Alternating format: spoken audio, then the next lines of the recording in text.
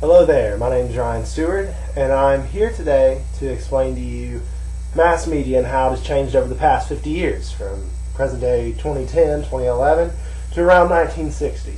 And I can't sit here and explain to you every single mass medium and how it's changed because my computer can't even hold that much information. So I'm just going to explain to you 4 different mediums and how they've evolved. I'm going to talk to you about newspapers and how they've changed.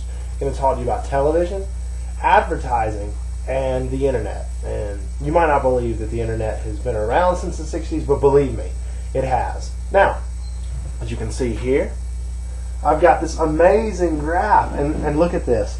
It explains everything all the way through time. And also, right down here, look at that.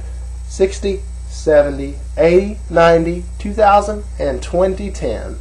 And if you'll just look right there, newspapers, television, advertising, and the internet. So this isn't going to take a ridiculous amount of, it's pretty self-explanatory. Now, let's go and get started. 1960. Newspapers. They were very focused on objectivity, and they wanted facts. But sadly, due to radio and television coming into play, they were in some serious decline. They were under serious. They were in serious trouble. So a lot of small town newspapers ended up, failing. So that's where the oligopoly comes from. A bunch of big companies bought just a couple of big companies bought a large sum of newspapers, and that just created some serious, it was an oligopoly. But sadly, due to the objectivity, people began to get bored. And if you'll see right there in that first block, I have the underground press.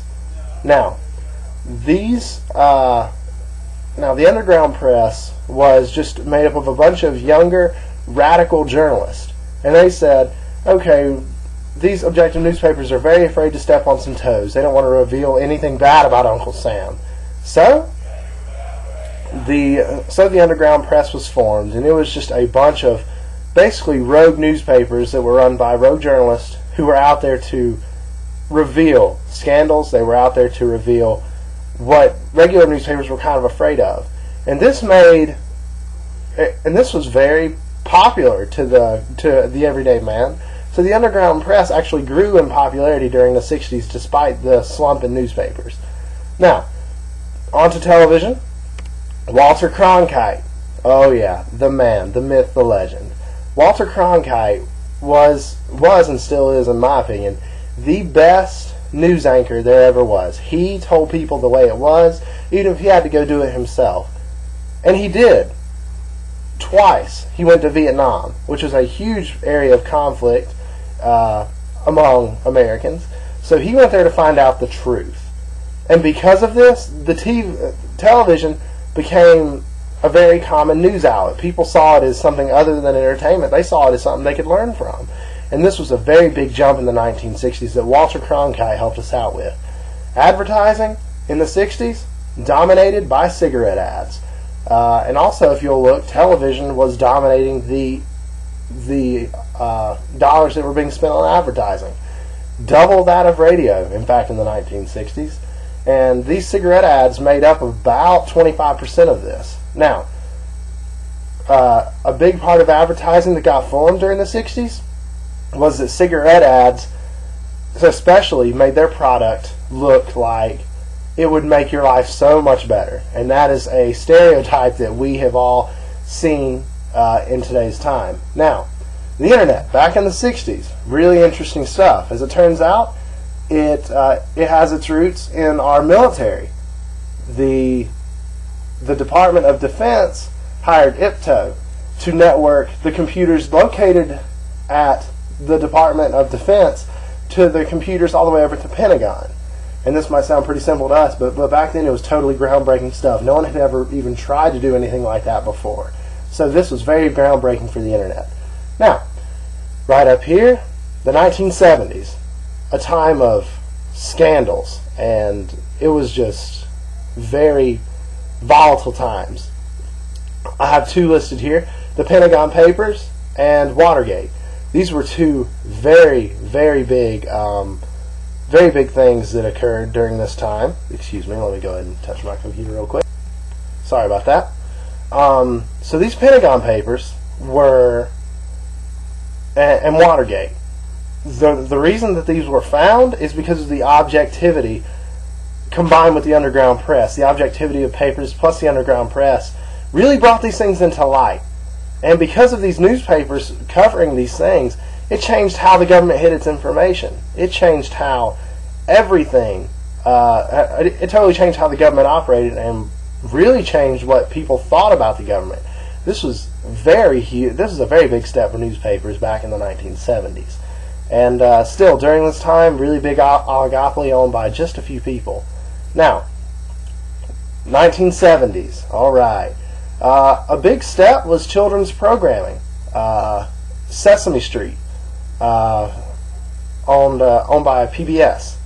Now, children's programming, big step. Instead of just, a couple, it really spread the interest of television.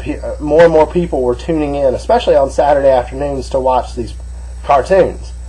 And a big thing with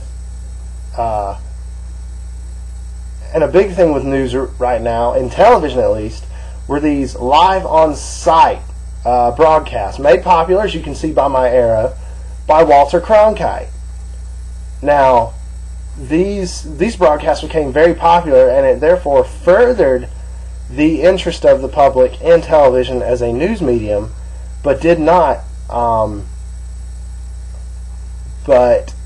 And that really added to the struggle of the newspaper during this time, because instead of just reading it off of a paper, people were getting it visually, audioly. They were hearing about it. It was much more tangible, and it was very popular to the people, especially with TV becoming so popular with regards to hearing about the news, thanks to our good man Walter Cronkite. Now, with regards to advertising during these times, cigarettes were not allowed to advertise on television anymore. After their harm was revealed, people said, all right, we don't want this on the air anymore. So it was removed from television and radio. Now, you might think, yeah, this is great. That's awesome that they did that. But also, if you'll look at that. Ads during Saturday cartoons were regulated. Now, you might think, what in the world were they showing to these kids? Well, let's think about that. In all honesty, all they were really advertising to kids back then was unhealthy cereal and toys. And those were the things that they really didn't like the kids being revealed to. Now, let's go ahead and have a talk here. Why would they not want toys to be advertised? Back in the 1970s, people wanted kids to play outside. Heck, today, if we could get kids to play with toys instead of video games, that would be awesome. People, would just love for toys to advertise more and more on TV. But sadly, interestingly enough, back in the 1970s, toys were seen as kind of a threat to kids' well-being. Parents just wanted them playing outside with one another. They didn't want them playing with toys. And they also didn't want these unhealthy cereals being fed to their children. Very interesting that something that we see as harmless today was seen as very harmful back in the 1970s. Food for thought. Now, let's go ahead and talk about the Internet. Internet in the 1970s. Interesting stuff. If you'll see there, researchers were connecting schools via these networks that the government had produced. So we've gone from government to school, slowly making our way over to the public. And we also developed packets, which is how we transfer information today. We send information in segments, not the entire thing at once. So this was very revolutionary.